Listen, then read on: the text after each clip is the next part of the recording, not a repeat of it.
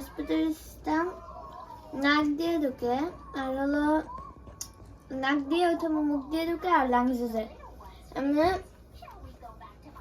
যখন হলো fine dust, যেগুলো হলো ধরো কনস্ট্রাকশনের সময় বালি টালি, আবার গার্ডেনিং এর বালি, সেগুলা যখন তুমি নোজ দিয়ে ব্রিথ করো, তখন নোজ হলো মিউকাস হলো ব্লক করে ফেলে।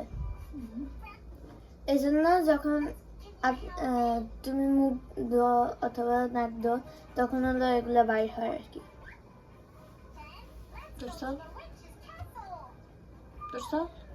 আর হলো যখন তুমি স্মোক করো, তখন হলো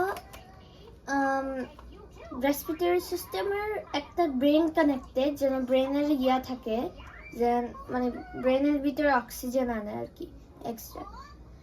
তো যদি তুমি হলো স্মোকিং করো, ওইটার ব্রেনের ভিতরে টাইনি টাইনি নার্ভ আছে, যেগুলো মেসেজ ইচারকে সিগন্যাল করে, ধরো হেক্সাগনের শেপের মতো। তো যখন তুমি স্মোক করো, তখন হলো ওই হেক্সাগনের ওগুলো হলো ব্লক হয়ে যায়। এই জন্য তোমার হলো মানে একটা আনওয়ান্টেড ফিলিং লাগে। এই লেসনে এটাই শিখেছি।